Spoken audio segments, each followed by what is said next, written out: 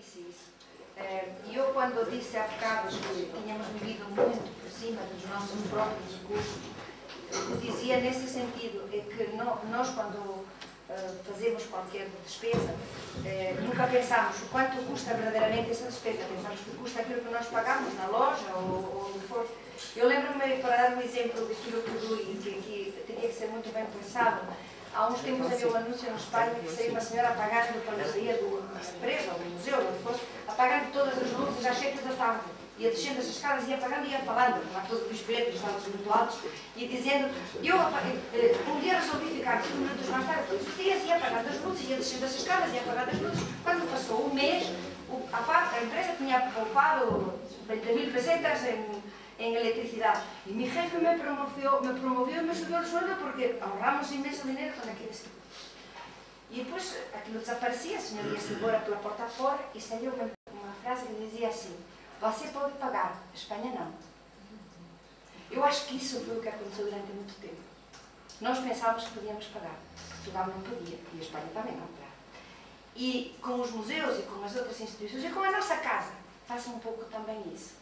E pensar que as crises podem ser motivos de destruição, eu acho que o Museu da Batalha foi a maneira deles encontrarem a solução para sobreviver. E o nosso amigo ali diz que a crise não lhe parece gastar muito da sua energia. Se calhar não é a crise, ou não é a falta de dinheiro que faz os museus não trabalhar. Se calhar são as pessoas que não trabalham. Ganham ou não ganham.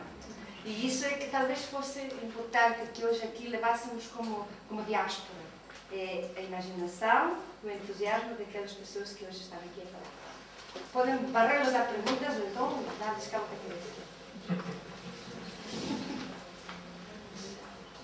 Bom, eu só queria esclarecer que pareceu que eu gosto muito de falar mal das pessoas que trabalham nas câmaras, dos colegas. Não, pareceu, e é claro que não é? Pois é um profundo respeito pelos colegas que trabalham em museus municipais, é evidente. Agora, quem vê esse problema do lado de fora, como eu apetece-me apenas dizer que vejo os municípios como umas máquinas que às vezes não facilitam o espírito de iniciativa das pessoas, do convite à participação das comunidades, toda aquela máquina burocrática, complicada, etc. E passa pela coisa mais... Eu acho que dar autonomia aos museus, algum ganho de autonomia, nem que seja a receita gerada na loja do museu que beneficie diretamente o próprio museu. Quer dizer, são coisas que para mim parecem extremamente simples e básicas, mas parece-me que não acontece. Portanto, parece que não é possível e ponto final. E eu acho que estamos num período em que se exige alterações, estamos num período de mudança.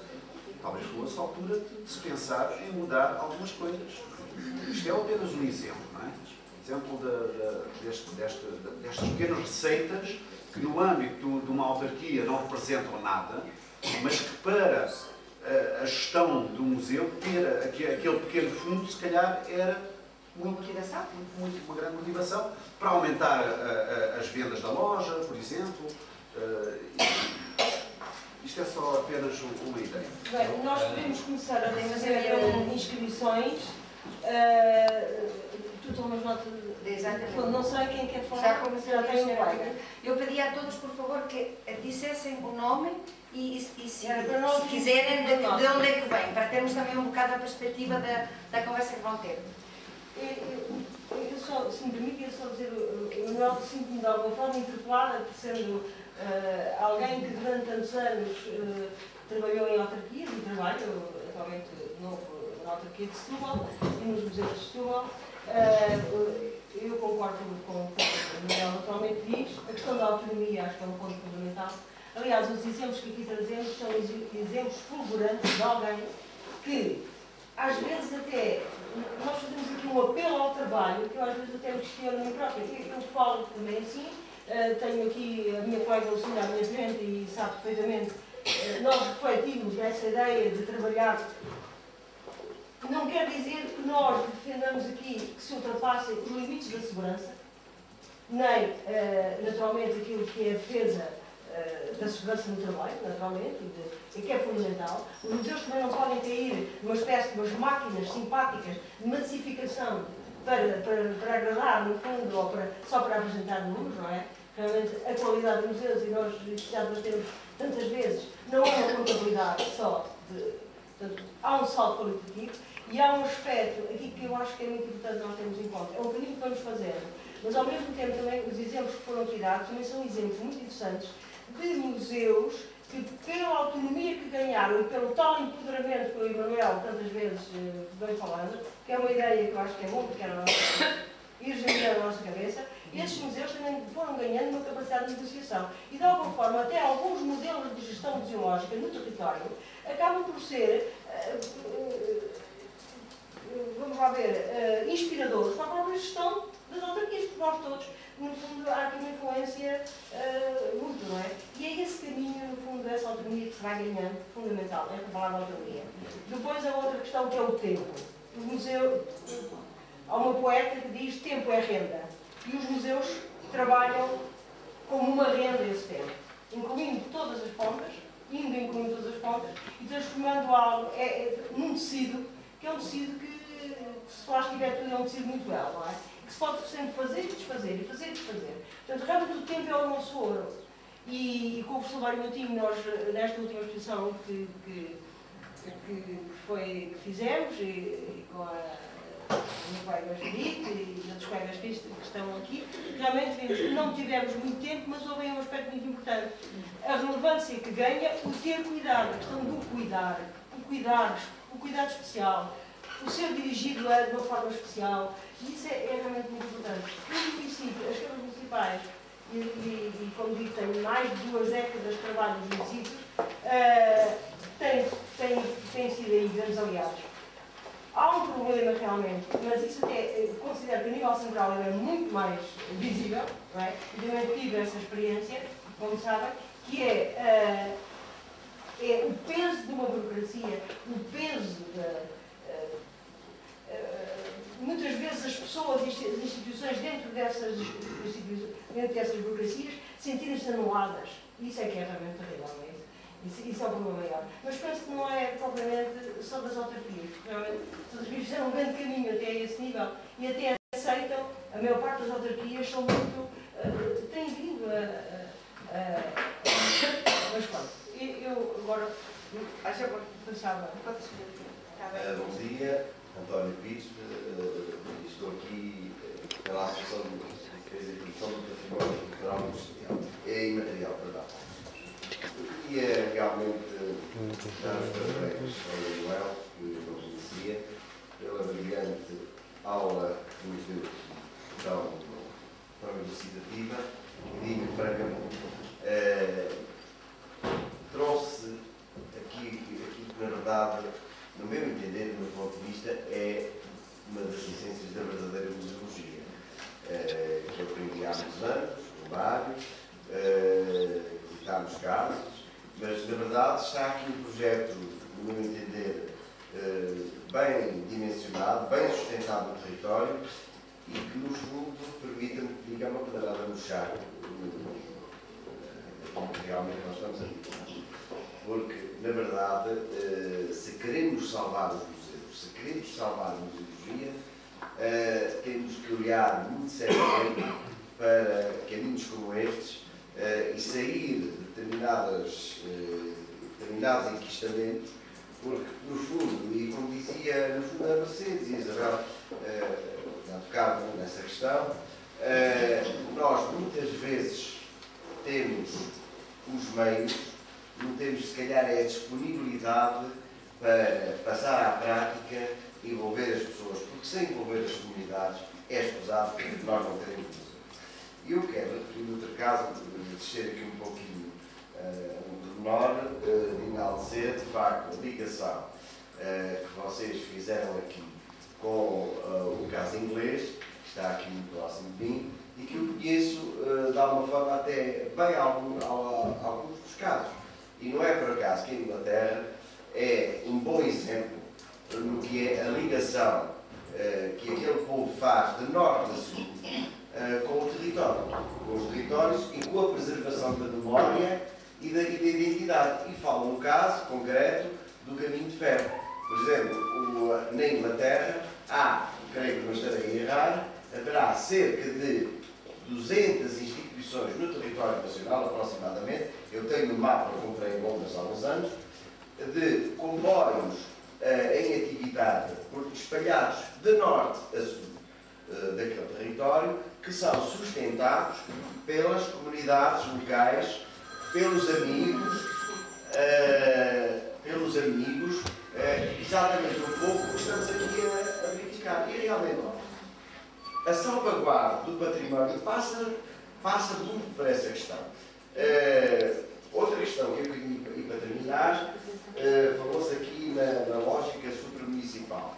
E, na verdade, temos que entrar também por isso. Não podemos estar a olhar para os umbigos e tem que realmente, os municípios têm que ter uma visão alargada de intermunicipalidade e desenvolver projetos que falem entre si, independentemente das suas cores políticas, porque trazem sustentabilidade aos territórios.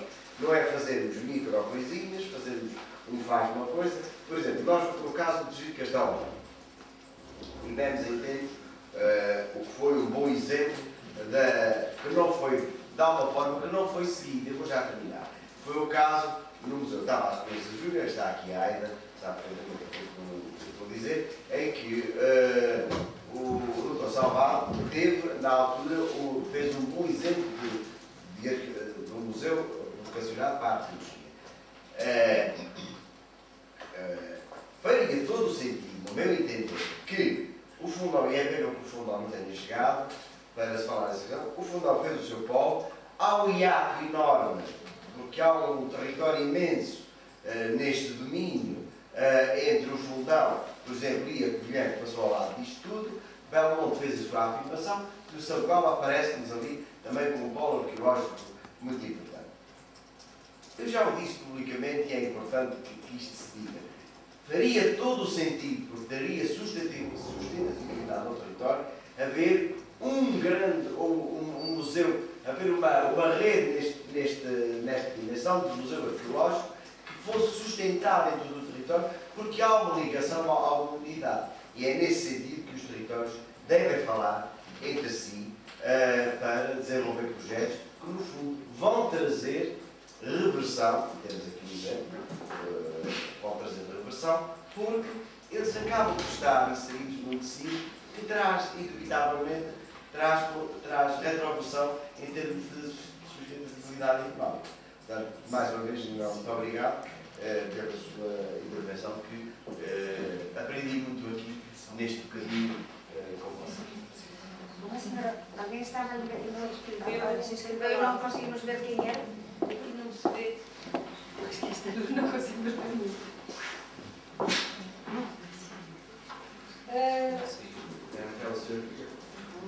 Não. Alguém podia levantar o braço?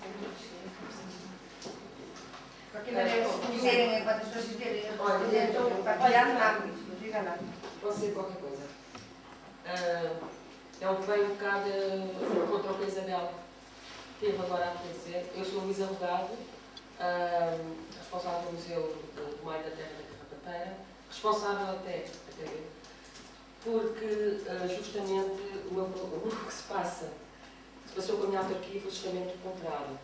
Eu comecei a fazer o museu com imensa liberdade, com imensa autonomia, porque eu não percebia nada do que estava a acontecer, porque os tempos também eram outros e também foi algo de um programa limitado, das rurais, tivemos dinheiro. Depois trabalhámos muito com a população, fizemos uma série de trabalhos muito interessantes e neste momento eu vou embora. Já pedi uma demissão, vou admitir-me, porque eu não consigo trabalhar, não consigo fazer absolutamente nada, porque não há autonomia absolutamente nenhuma.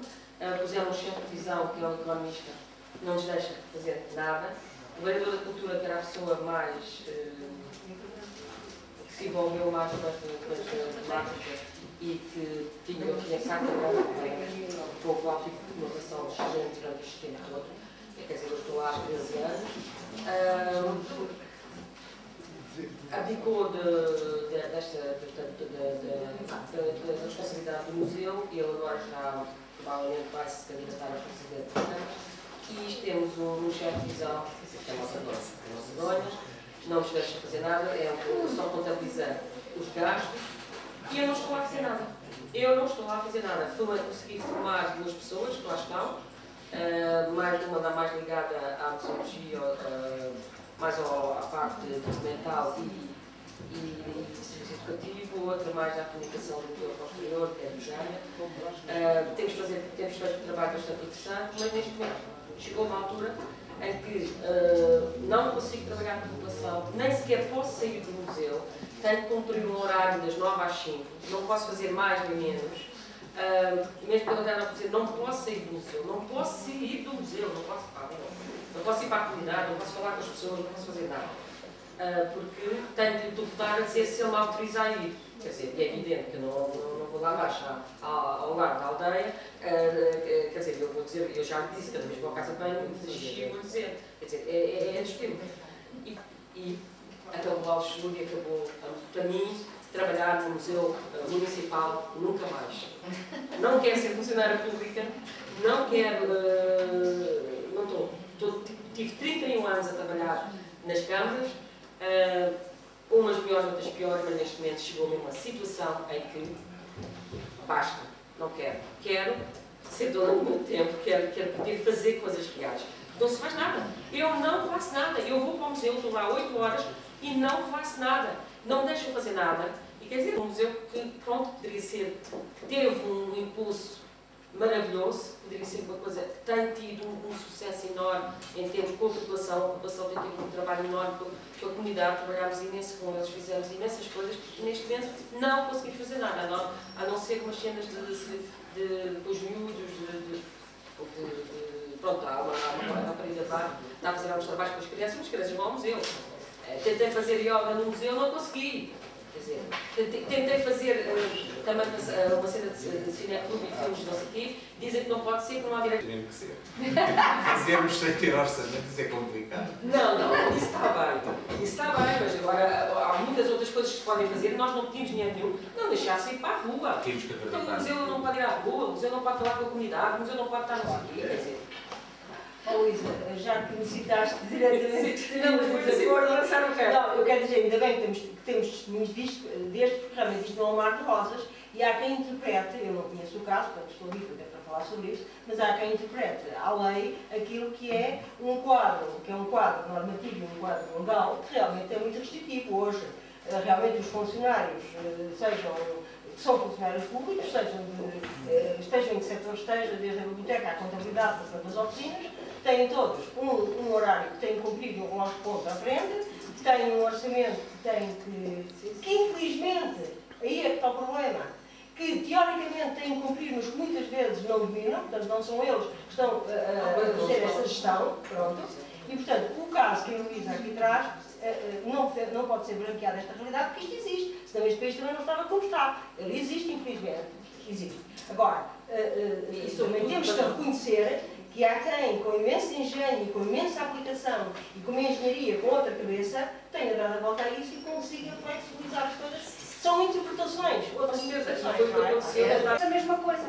Há museus com 30, 40, 50 pessoas e orçamentos enormes que não fazem nada. A gente vai aos sites deles, que não se sabe muitas vezes se os têm, e vê que está aquilo, a gente lá dentro não sabe fazer o quê, e depois vemos museus pequeninos que fazem trabalhos extraordinários. Porquê? Porque se juntam em determinado momento possibilidades de pessoas que têm vontade de fazer coisas. E eu acho que essa história da crisita que diz a Ana Moderno tem a ver com isso.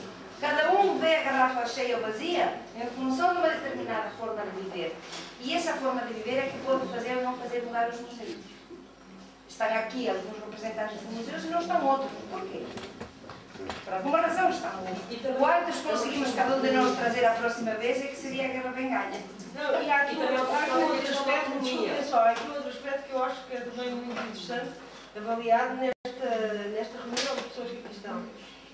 Como todos vocês também já participaram, eu nos últimos tempos participei em várias reuniões onde os políticos chegavam e gritavam. A seguir, quando se passava para a discussão efetiva da apresentação dos problemas e de discutir as soluções, já esses políticos se tinham ido embora porque tinham uma agenda muito nunca estavam para ouvir, para discutir, é coincidência, têm sempre uma agenda a seguir a falar que têm sempre que ir embora. É de notar, e isso é uma diferença enorme, que nós temos realmente que valorizar. Nós temos aqui, nesta reunião de trabalho, pessoas que estão, na qualidade delas próprias, de agentes e de pessoas que trabalham na área, que são da museologia, ou que têm interesse ligados à museologia, mas são representantes de instituições. Temos a Direção Regional de Cultura aqui, temos os autarcas do Presidente da Câmara, temos o Sr. Vereador, temos a Misericórdia, os pessoas da Misericórdia, temos o Reitor da Universidade, estão cá, portanto, a participar e a discutir e não têm aquelas agendas que têm que ser embora. Portanto, essa é uma pequena, grande mudança. E eu assisti a tantas reuniões e às vezes abafava com ela, não se aguenta. Aquelas reuniões de Estadão, a Ana está ali a subir, ela sabe que é para falar, e que depois, desculpem agora a minha agenda não vai. É exatamente, fiquem aí a falar, pronto. Distraem-se. E este é o mesmo país, e esta é a mesma lei, e portanto, é essa questão que eu acho, Luísa, é lamentável realmente o estudo que tu traz aqui, é preocupante, mas este é o mesmo país todo, e é a mesma lei, e sujeitos à mesma. Mas, por exemplo, neste caso, também há um ponto que é a história da autonomia. Nunca quiseram considerar o museu como uma... Pronto, não faz parte da Câmara, é sempre. Vocês, quando a gente fala museu, nós museu, não sei o quê, vocês não são museu, vocês são Câmara.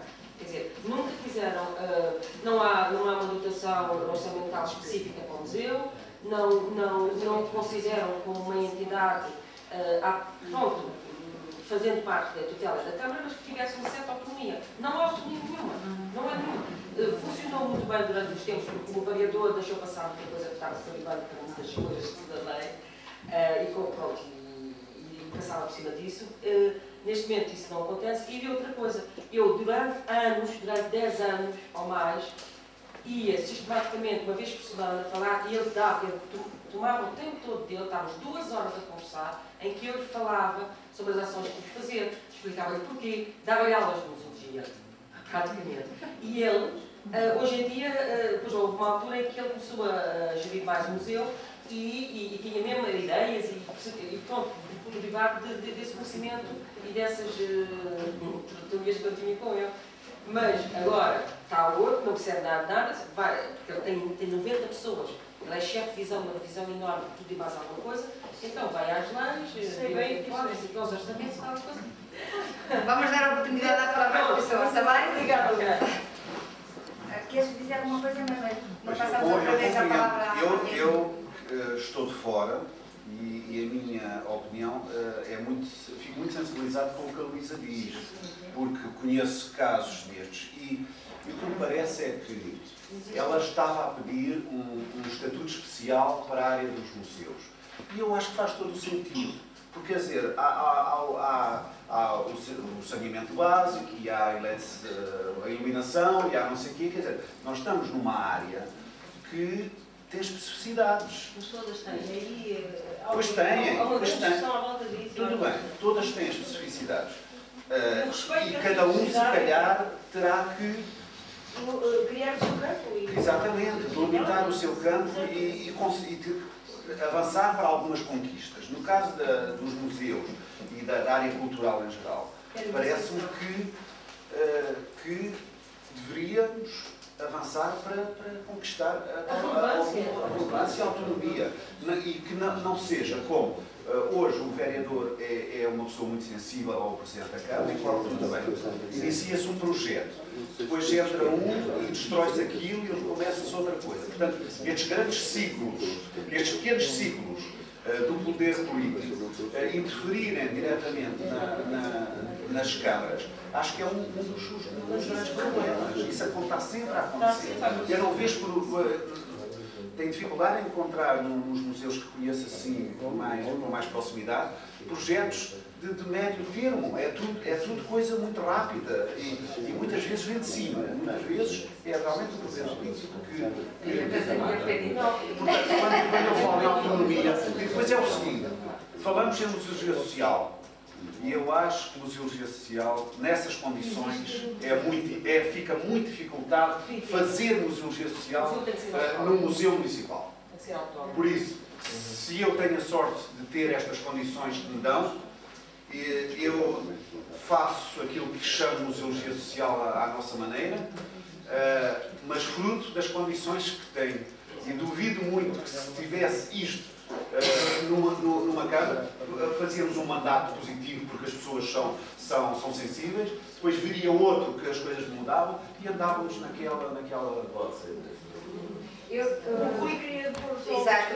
Espera só um instantinho porque eu queria fazer uma intervenção e também tem a ver, já agora porque era aí a pôr essa questão ao Rui, acredito que seja o mesmo que vai dizer.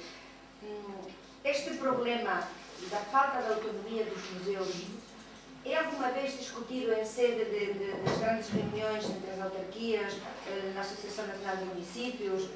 Quer dizer, o problema dos museus está sendo discutido de alguma forma na sede da autarquia? Bem, eu percebo a pergunta, já vou responder. Eu penso que esta questão que está agora a ser levantada justifica aquilo que eu vos dizia ainda há pouco. Eu tenho necessidade na minha Câmara de fazer com que o museu esteja na agenda. Percebem onde é que eu quero chegar? Se o dono do hotel 4 estrelas disser ao Sr. Presidente, obrigado porque a rapaziada do museu ontem dinamizou aqui uma atividade, ou os utentes, os clientes que eu tenho no museu foram ao museu e gostaram muito, ou o Homem das Grutas disser que o colóquio que fizemos sobre geologia foi muito importante. Percebem onde é que eu quero chegar? Há essa necessidade em Mercedes. Ou seja, os nossos autarcas, e está aqui genericamente, não têm a percepção do que é um museu. Eu estou a falar enquanto técnico, entendam isso. Não têm. Não têm que ter totalmente... Não têm que ter. Eu defendo que não têm que ter. Têm que ter técnicos que lhes ensinem as tais horas que passava a falar com o vereador. Têm que ter técnicos, se possível bons técnicos, para que lhes expliquem o que é o museu e o que é que tem que ser um museu municipal e o que é que tem que ser um museu de comunidade e o que é só museologia. Agora, convenhamos, há senhoras e senhores que são intragáveis e pura e simplesmente não querem saber. E eu, em relação a essa matéria, como devem imaginar, nem quero avançar muito, nem quero pronunciar em termos de argumentação sobre essa questão. Há, de facto, esse problema. Quem trabalha em câmaras tem este problema. A mudança, a alternância, pelo menos de 4 em 4 anos, e ficarmos sujeitos a trabalhar com pessoas que, sobre cultura, no aspecto mais genérico do termo, e sobre museus, não percebem. Eu costumo contar este exemplo, a Ana vai, entretanto, identificá-lo já. Na passagem de um executivo para o outro, nós tivemos na Batalha um ciclo de teatro em 2 anos ininterruptos. Durante 2 anos, últimas quartas do mês, fizemos teatro. Formámos público, que é para isso que nós também existimos, formar público. E foi muito curioso perceber que ao longo destes 2 anos, eram pessoas da Batalha, mas eram pessoas de Leiria, eram pessoas de Alcobaça, eram pessoas da Marinha Grande. Formámos público. E já nos dávamos ao luxo de segmentar público. É uma coisa fantástica. Eu crio o público e segmento. Eu faço workshops sobre coisas diversas sobre teatro e eu tenho público para isso. Eleições, entra um novo vereador. Sabem o que é que ele me disse? Doutor Rui Cunha, vamos ter que mudar as sessões de teatro para umas festas na praça, porque a malta aqui do teatro não é vista pelo resto do pessoal. Isto é verdade. O teatro tem um problema. É dentro de uma sala. Só vai ao teatro Tem trabalho, quem quer. Tem trabalho de bastidores. Na praça é mais fácil. Tem mais votos? As pessoas vêm mais.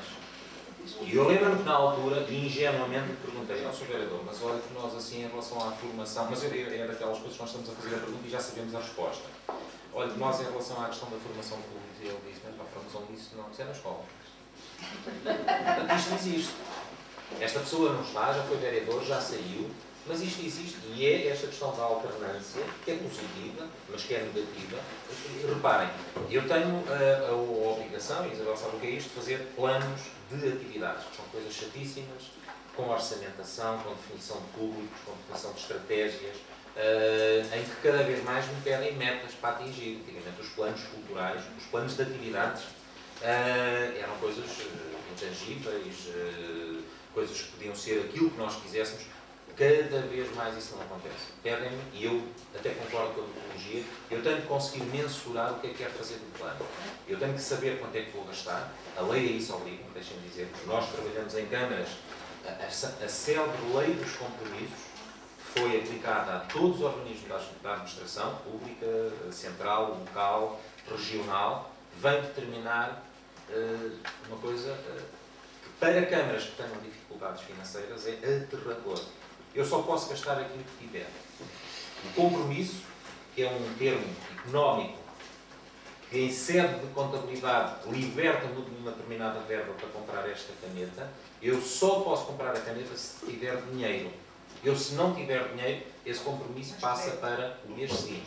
E se não tiver dinheiro no mês seguinte, esse compromisso passa para daqui a 2 meses. Em organismos que tenham a situação económico-financeira mais ou menos equilibrada, as coisas vão-se fazendo. Que é o nosso caso. A Batalha não tem dívida, gere com muita objetividade o seu orçamento, paga a tempo e horas, e também por isso conseguimos boas condições de contratação, porque os fornecedores querem trabalhar connosco, porque sabem que nós temos 1 ano e 8 meses e 10 meses para receber, mas se eu não tiver dinheiro, não há vícios, como costumam dizer. Portanto, ou eu consigo fazer o compromisso e assumo a despesa, ou então não vale a pena. E estávamos eu a dizer que é extremamente complicado, é desgastante mesmo. Eu sinto esse desgaste, já lá estou há 12 anos, e a perspectiva que eu tenho, e a forma como as pessoas, aliás, a própria noção de cultura, uma coisa mais erudita às vezes, outra coisa mais popular, outra coisa não sabemos bem o que é. Já me aconteceu as pessoas pedirem-me coisas e eu não saber bem o que é que as pessoas querem. É muito complicado, não percebemos se aquela pessoa tem uma determinada visão cultural, se tem outra. Porquê? Porque não há essa formação cultural. Não há. E eu aqui tenho também de lhe dizer, eu acho que a classe da cultura e a classe ligada à cultura muitas vezes também não contribui para esse esclarecimento.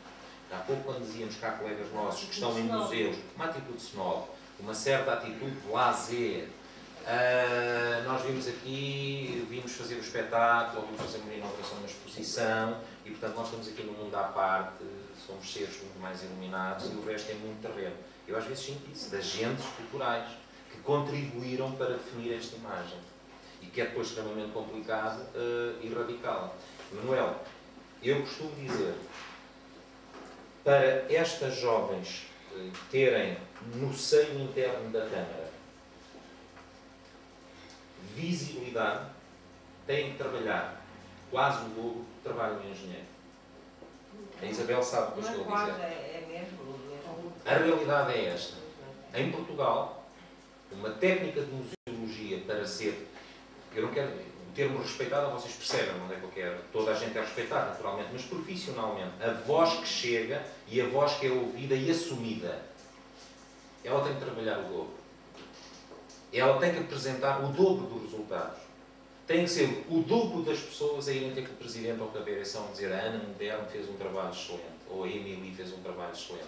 A senhora da limpeza que limpa o museu, mas que vai ter que limpar equipamentos desportivos a seguir, não para, é uma profissional excelente. São campos que ao fim de tantos anos, mas isso é um problema nacional, isso é internacional, é o país que temos. Ainda precisam desse tipo de artifícios para se afirmarem. Portanto, há É um o país problema que de temos. identidade distorcida, não é? Ah, Há um problema de identidade distorcida. Ah. Estou de acordo com o Emanuel no aspecto que é o seguinte. Independentemente de todas essas aspectos que nós sabemos que realmente existem esses estados, não é? E damos com isso, eu acho que temos que ter outra cabeça. Temos que pensar que realmente a ação cultural e os museus precisam de ter realmente outra autonomia, navegar de uma outra forma e ter uma outra maneira. O tempo para o fazer museológico é diferente de outros tempos. E essa identidade organizacional e cultural também tem que ser, o que é diferente tem que ser tratado de forma diferente. Mas nós temos que provar isso. E o Manuel, por exemplo, o que nos fez aqui foi fantástico, porque eu confesso que estou muito farta, vocês apresentaram uma coisa maravilhosa, não tem nada a ver com isso. Estou muito farta de PowerPoint. Os PowerPoint é assim, a forma e o conteúdo tudo se confunde, não é? E realmente o Emanuel trouxe aqui um exemplo vivo, um PowerPoint com pessoas vivas ali, Mas ele também estava cá na terra dele. não, mas se o Emanuel, é que ele deu aqui o exemplo prático disto, portanto, ele no fundo trouxe a esta plateia uma metodologia de comunicação que nos convenceu verdadeiramente da força do que nos estava a dizer. Portanto, ele através do meio conseguiu que a mensagem saísse fortíssima. E nós percebemos muito bem do que é que ele nos estava a falar, daquela engenharia toda, porque é complexo chegar àquela renda, não é? Aquela é uma renda complexa, é uma renda a muitas agulhas, muitos pontos, a muitas agulhas e alguns nós, a questão das redes. Portanto, e o Manuel mostrou essa coisa aí, essa diversidade, não é? E o que é que acontece? Muitas vezes, a nível das câmaras dessas instituições, são instituições pesadas, têm uma burocracia e nem sempre, vamos lá ver, essa capacidade negocial existe de parte a parte, não é? Parte a parte. Agora, independentemente de tudo, eu acho que se nós estamos num plano que é um plano da utopia, um plano da sociomuseologia, a sociomuseologia não é de consensos. Há aspectos que são rupturas, não digo, são aspectos difíceis, não é? Trabalha com temas que não são seguros, não é? Mas os museus têm que ser os tais lugares seguros para tratar temas, às vezes, que não são muito seguros. Que não são temas polémicos, não é? E que são temas que até confrontam o Estado das nações a várias escalas. Portanto, a questão não é assim realmente tão pacífica. Há uma coisa que não sei como é que se resolve, ao fim disto tudo, é a questão da autonomia, o empowerment, o poder para agir sobre a dignidade e o tempo, e o domínio do tempo. Eu já não digo diretamente, do tempo. O tempo é realmente, eu acho que o tempo é ouro, é renda, eu hoje em dia acho que é mesmo esta questão. Quem conquista o tempo? Tá. Passamos a palavra outra vez? Faz favor. Sem querer ser mal interpretada, gostava de dizer qualquer coisa, porque para além de ter uma visão de investigação na área dos museus, também tenho uma responsabilidade. Pode dizer o nome? Alexandra Gonçalves, vereadora da Câmara Municipal de Faro, na área de cultura. Eu gostava de destacar aqui... Não estava a ver aqui. Pois, não faz mal. Já se conhece há uns anos. Já, é verdade. O que eu tinha para dizer um pouco ao encontro do que o Rui acabou de dizer agora, finalmente, sobre os entraves e os obstáculos que existem hoje a uma ação mais autónoma dos museus, municipais sobretudo. Temos aqui um exemplo que é único, nós sabemos que é único e que é dado a nível nacional, que é o Museu do Trás de São Brás do Portel. Tem realmente uma organização muito dispar da dos museus municipais, apesar de ter aqui uma forte participação do município, mas é diferente do museu municipal. De facto, nós temos um enquadramento legal que é bastante limitador para municípios, como acabou de dizer, que têm as contas equilibradas e dificulta imenso a tal autonomia desejada, que tem muito a ver, sobretudo, com esta questão de ter ou não ter dinheiro. Porque a autonomia nasce muito da capacidade financeira para fazer isto ou aquilo. Mas a criatividade também faz com que a gente consiga muitas vezes dar a volta àquilo que fazemos. De facto, eu considero que o principal do que foi dito por ambos, que são museus que estão na agenda, é o caminho para que realmente os museus consigam permanecer para além das várias agendas políticas que vão passando pelos municípios. É um dado que tem sempre. Daqui a 4 anos pode haver a tal mudança, não é? Portanto, todos os serviços municipais têm o mesmo dado. Nunca se sabe se daqui a 4 anos o executivo é o mesmo. É verdade que o eleitos normalmente olham à obra, e a obra é que dá os votos, não é? Tem outra visibilidade. Quem tem a área da cultura sente isso.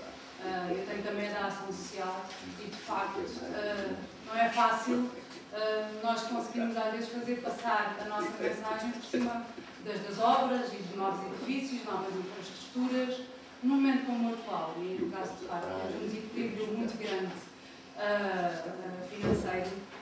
O desafio é constante às equipas de pensarem como é que podemos fazer continuar a nossa ação cultural, inventando parcerias, criando iniciativas que não tragam despesa, já não digo tragam receita, que não tragam despesa à ação cultural dos municípios. É claro que há no meio disto sempre uma parte dessa ação cultural que pode ficar em causa, que é educativa. E eu acho que para isso deve haver sempre alguma disponibilidade, não é? Porque é esse o serviço prioritário, são os serviços educativos. No caso do Museu de Faro, que tem uma equipa relevante, e temos aqui a questão dos grupos dos amigos, também nem sempre é tão fácil de implementar, mas pode ser uma mais-valia para os museus. Há comunidades onde isto, por serem mais pequenas, por haver uma maior identidade entre as pessoas, conseguem, se calhar, grupos que realmente trazem dinâmicas muito importantes, que é o caso aqui do Museu de São Brás de Alfortel, mas ele é o único no contexto da região, de facto, por algum motivo, não é? Portanto, não há duas comunidades iguais. Temos que encontrar cada um de nós o seu caminho. Posso dizer-vos que alguns sabem, estudei 32 museus da região do Sul, a sul do Tejo, de Lisboa, de diferentes modelos de gestão, entre os quais municipais, museus que são fundações, museus que são de Santas Casas, da Misericórdia, e a diferença está fundamentalmente em cada um conseguir o seu caminho e a sua agenda, precisamente para que sejam as tais pedras vivas da comunidade onde estão inseridos. E era mais um contributo do que propriamente uma pergunta à mesa, e de facto temos que pensar que, infelizmente, não é como se dizia aqui, a receita da loja não pode ficar para o próprio museu. A legislação não possibilita. E nós sabemos disso. E sabemos que, recentemente, há uma perda de autonomia financeira nas unidades orgânicas. Porquê? Porque há uma coisa que é a tal lei do compromisso, que obriga a que haja um compromisso que é a partir dos fundos disponíveis do conjunto do município. Ora, se o fundo é disponível do conjunto do município, estão a ver, depois há que definir as prioridades do que é necessário gastar e onde. E como imaginam, a cultura nem sempre está nas prioridades desses gastos. Portanto, há aqui uma série de legislação recente que, de facto, não é facilitadora da ação da cultura e, pelo contrário, é um estrangulamento, mas tenhamos imaginação, criatividade e vontade para continuar a fazer dos museus a agenda política local também. Eu pedia-te, por favor, antes de passar a palavra a Lorena, vai falar o Rui, mas eu, como tenho aqui pelo menos 2 autarcas presentes neste momento, não é? 2 representantes da autarquia. Eu queria lançar aqui também um apelo. Não só os museus devem tentar lutar pelo seu empoderamento, e já não queremos dizer com esta expressão de empoderamento. Eu acho que Portugal tem quantas autarquias? 300 autarquias. Tem uma associação de municípios. Não será a altura das autarquias também começarem a discutir entre elas, até porque existem quantos museus autárquicos em Portugal?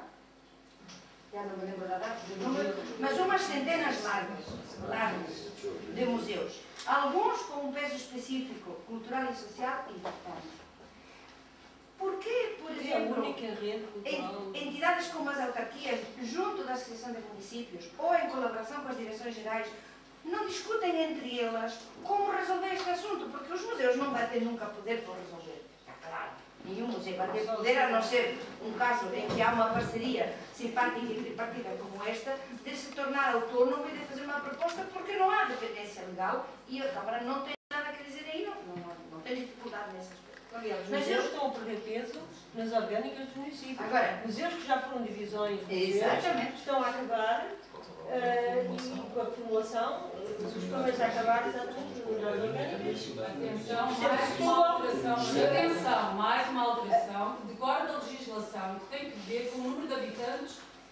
Sim, mas são as divisões de museus que estão a acabar. No caso de Setúbal, em que a divisão de museus foi perfeitamente, e de bibliotecas, foi estruturante para o departamento e para o desenho do que é hoje a dinâmica cultural daquela cidade, são as duas que vão cair. Vai acabar a divisão de museus e a divisão de bibliotecas. Fica a divisão de educação, a divisão de cultura, de intervenção social e de saúde e de desporto.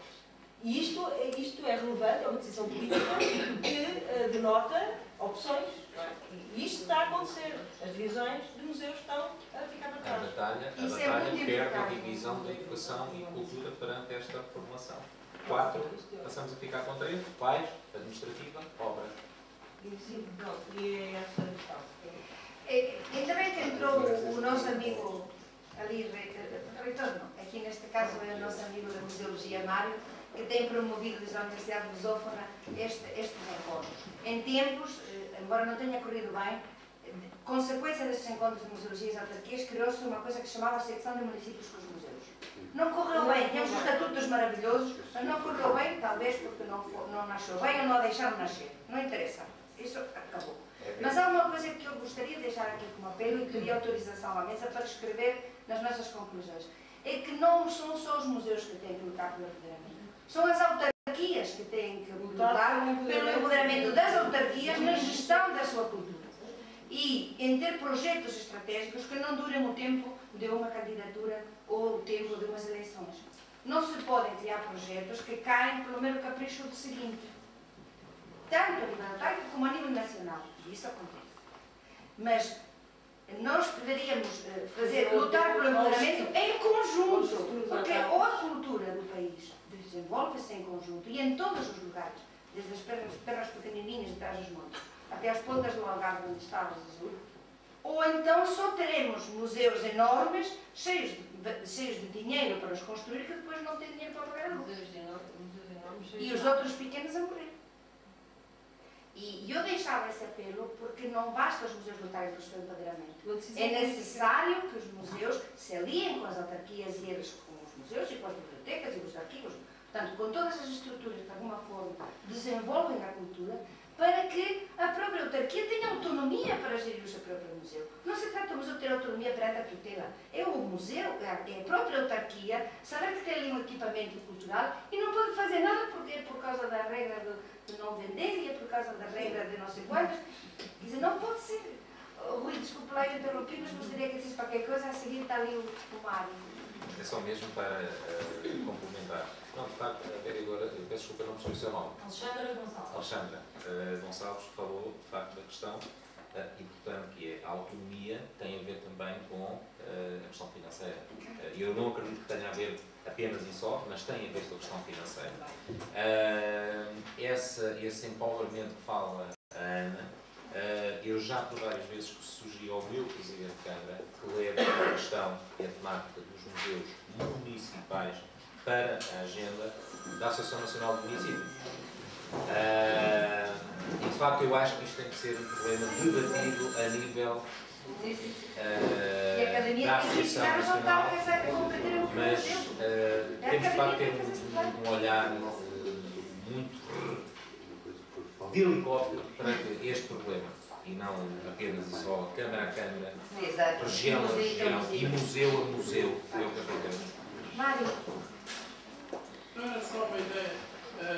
Nestes encontros, o que tem sido, o que é importante, no fundo, é quando as coisas que são ditas, elas são ditas no seu tempo certo. Eu acho que hoje tivemos aqui algumas intervenções que efetivamente souberam pôr o dedo na ferida de muitos dos problemas que trouxeram aqui. Eu chamava, quer dizer, pedia era que, no fundo, e a Mercedes já falou ali vagamente, conclusões. Acho que pelo conteúdo do que foi dito aqui e do que foi mostrado aqui, acho que essas conclusões deviam ser levadas muito a sério, porque podem ajudar a ser podem ser efetivamente um contributo para que outros museus que não estiveram presentes, outras autarquias, venham a ter também um fruto desta reflexão e destes testemunhos que foram aqui apresentados. Eu dizia que, de facto, essas conclusões que sejam muito bem trabalhadas para, de facto, dar a riqueza, a originalidade, a força de alguns pontos de vista que foram aqui colocados e que isso tenha de si. Eu acho que, nesse caso, já ganhámos amanhã e valeu a pena. Eu não sei às 4 da manhã, já cá estava, mas de facto fará o sentido. Era só isso que eu queria dizer. Falta-nos a Lorena, vamos ter que encerrar. Não sei se alguma pessoa mais quer inscrever. Eu só quero dizer uma coisa um bocadinho. Então, Lorena, e depois se calhar fazíamos a última recolha, está bem? Eu, se calhar, vou ficar aqui só para ver as pessoas todas, porque ali de costas custa-me um bocadinho falar. Queria só apenas partilhar alguns pensamentos que foram surgindo assim, foram um bocado inspirados nas conversas que fluíram nos últimos minutos. Por um lado, é a questão da apresentação do Emanuel, e a Isabel falava dessa saturação que tem de PowerPoints. E eu achei muito engraçado que ela utilizou apenas a palavra power. E, portanto, o que o Emanuel fez foi mesmo trazer o power ao nosso encontro, não é? Só que foi o poder partilhado, e essa foi a força da sua apresentação, não é? De novo, aquelas questões que o provedor da misericórdia colocava logo na primeira hora da manhã, de partilharmos o património, partilha, e, portanto, e partilha de poderes, não é? E foi isso que nós vimos na apresentação do Emanuel, esse poder plural, partilhado, construído a várias vozes.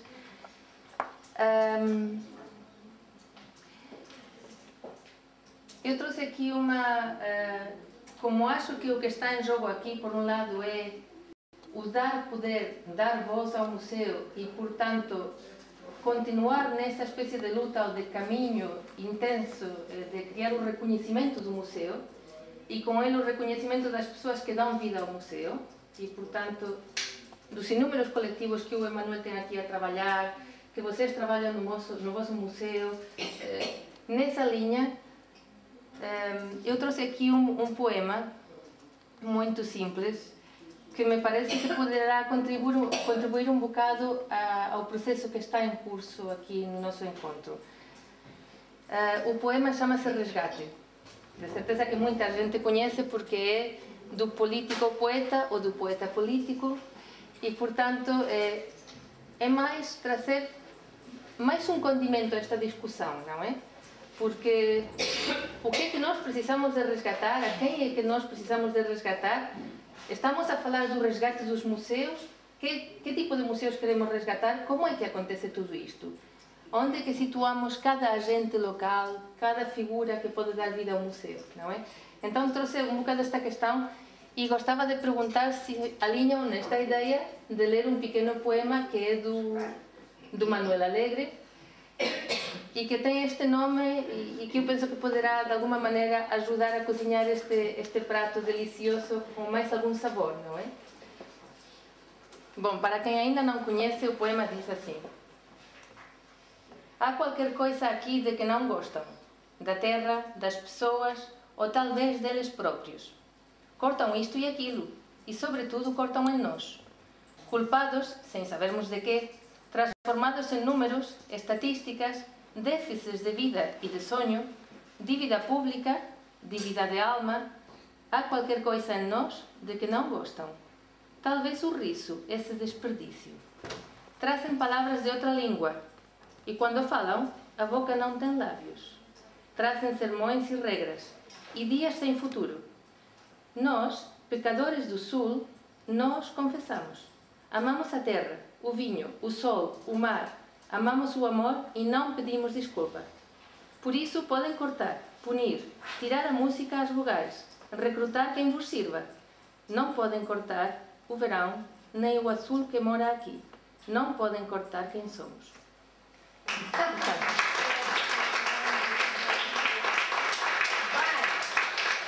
Bom aperitivo para o almoço, tem que concordar. Eu achei que este é também um desafio do museu neste momento, não é? Portanto, acho que era a Isabel que falava de identidades distorcidas e, portanto, o museu, acho que estamos a discutir, por um lado, o reconhecimento do museu, o papel do museu, a reconfiguração deste lugar de partilha, de quem somos, mas ao mesmo tempo temos estes desafios, ou seja, uma das razões de ser do museu neste momento é esta. como trabalhar com a identidade, como pegar nestes temas, não é? Em que sentimos que as pessoas estão a perder-se um bocado a si mesmas no meio de toda esta reformulação tão questionada.